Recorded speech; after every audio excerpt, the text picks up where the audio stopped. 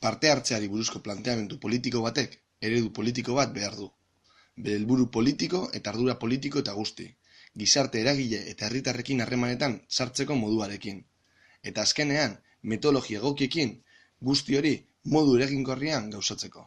Eredu horren zeregin nagusietako bat, parte hartze prozesuen erabilgarritasuna zehaztea izango da.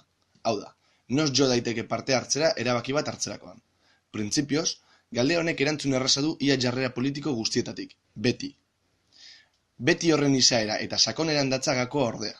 Beraz, beti horren baitan, biltzen baldin bada gizartearengan eragiteko eta eraldatzeko nahi bat, gauzak ondo zehaztea komeni da.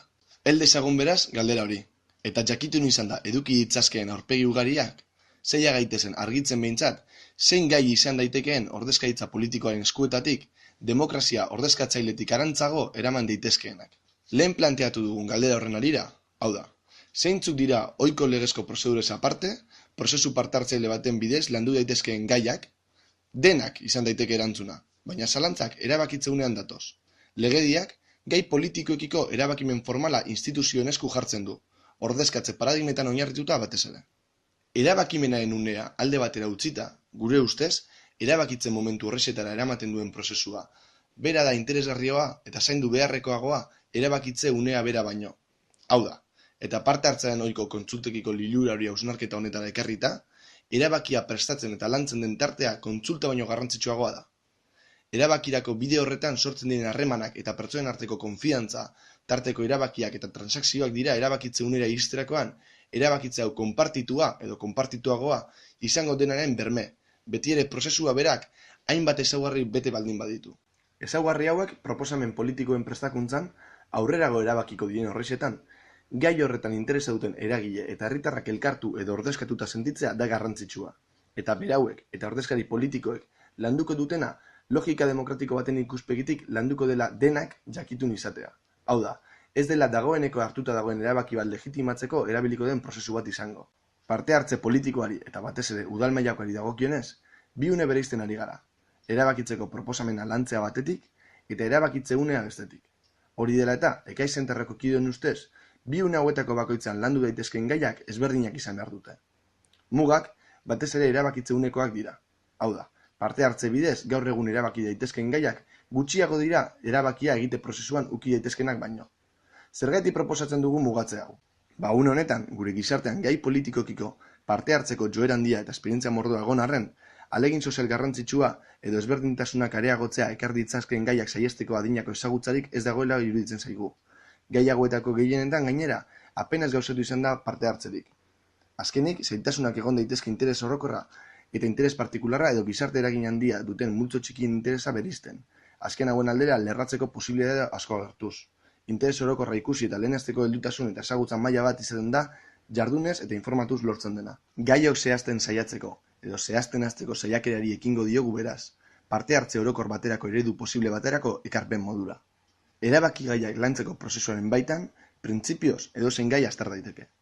Bide hauetan hobekuntzarako aukera ematen du gainera, erabakia bera konprometitu gabe interesa duten, edo zeresana izan dezaketen pertsona eta gizataldeak ekartzea prozesura.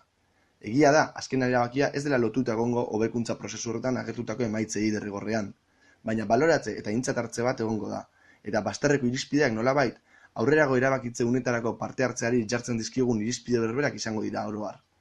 Beharrezkoa izango da irizpideok argi azaltzea gainera parte hartuko duten pertsona eta kolektiboei. Baita ere, ez dela prozesu erabakitzaile bat, ez behintzat bere osotasunean. Erabakitze uneari dagokionez berriz, zeintzuk dira jarri beharko ez liratekeen gaiak.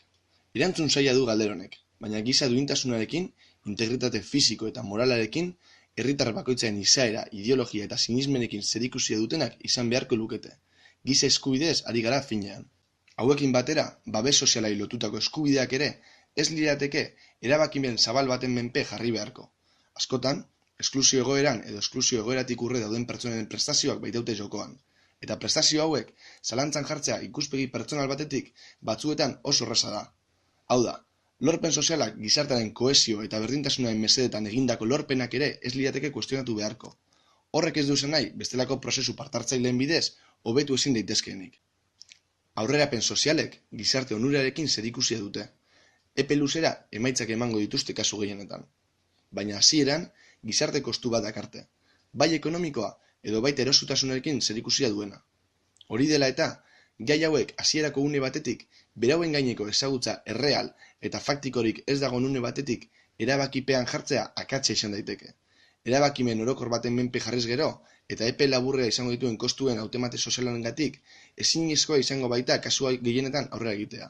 Kasu hauetan gizartean topa daitezkeen posizio ezberdinen arteko berdintasuna bermatu behar da, eta horretarako aurrelan bat edo kontraste real bat egon beharko da aukera posible guztien artean.